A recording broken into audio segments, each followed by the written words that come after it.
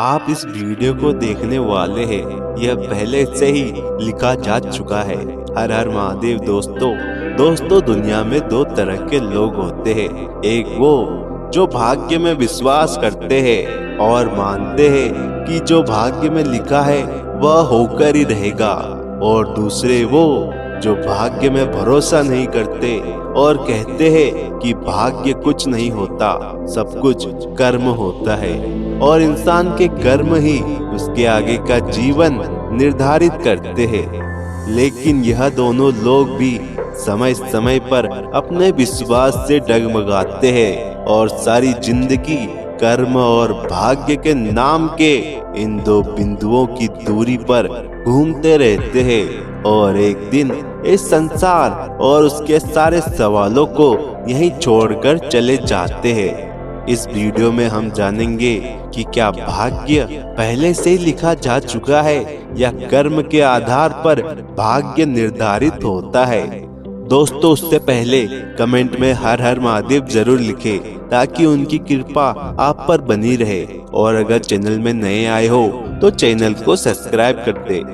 दोस्तों, अगर हिंदू धर्म के प्राचीन ग्रंथों की तरफ नजर डाले तो हमें ऐसी कई घटनाएं देखने को मिलती है जिसमें भविष्यवाणी की बात कही गई है।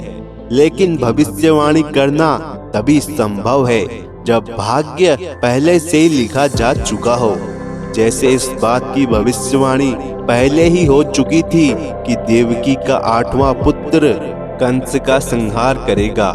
यह भविष्यवाणी तो खुद कंस को भी पता थी और उसने इस भविष्यवाणी को बदलने की बहुत कोशिश करी, लेकिन वह उसे नहीं बदल सका और श्री कृष्ण ने उसका वध कर दिया।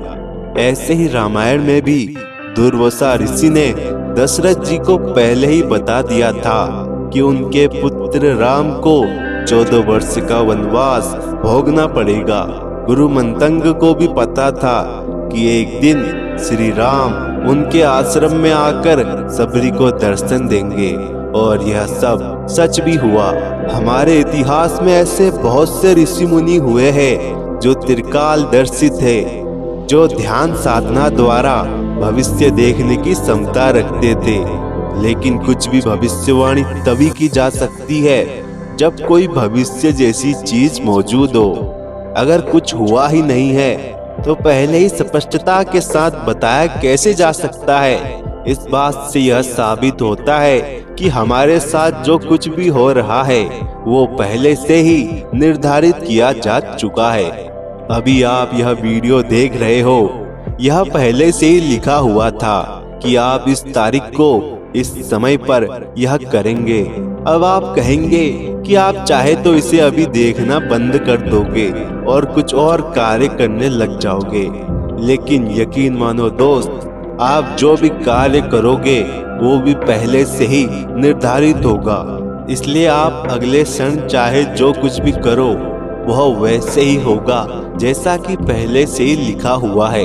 अब आपके मन में यह सवाल आ रहा होगा कि यदि भविष्य पहले से ही लिखा जा चुका है तो क्या मनुष्य के हाथ में कुछ भी नहीं है, और यदि सब कुछ पहले से ही निर्धारित है तो हम कर्म क्यों करते हैं। लेकिन दोस्तों, हमारा भविष्य हमारे कर्मों पर ही निर्धारित है, पर हम वही कर्म करेंगे जैसी हमारी सोच होगी, और हमारी सोच वैसी ही होगी जैसा समय चाहता है। कहने का मतलब यह है कि यह नियति हमेशा ऐसी परिस्थितियों का निर्माण करती है जिससे हम वही सोचे और वही कार्य करें जो पहले से ही निर्धारित है। आपने कई बार देखा होगा कि कभी कभी आपके दिमाग में अच्छे विचार आते हैं और कभी बुरे विचार आते हैं। कभी कभी बिना किसी कारण के ही आपका मूड अच्छा रहता है तो कभी खराब हो जाता है। ऐसा इसलिए होता है क्योंकि यह सब नियति चाहती है कि जो पहले से ही लिखा जा चुका है आप उसी रास्ते पर चले। भले ही आपको लगता होगा कि आप अपनी लाइफ के सारे डिसीजन खुद लेते हो, लेकिन वो सारे डिसीजन नियति ने पहले से ही तय किया होता है। आपको कब क्या करना है, क्या बोलना है, क्या खाना है, किससे मिलना है, कहाँ जाना है, यह नियति ने पहले से ही लिख दिया है। इसलिए आपका यह समझना बहुत जरूरी है कि आप जो भी करते हैं वो आप खुद नहीं करते, बल्कि ईश्वर द्वारा आपसे करवाया जाता है। दोस्तों, वीडियो को देखने के लिए धन्यवाद। दोस्तों, कमेंट में हर हर महादेव जरूर लिखें ताकि उनकी कृपा आप पर बनी रहे, और चैनल को सब्सक्राइब कर वीडियो को लाइक शेयर करना ना भूलें।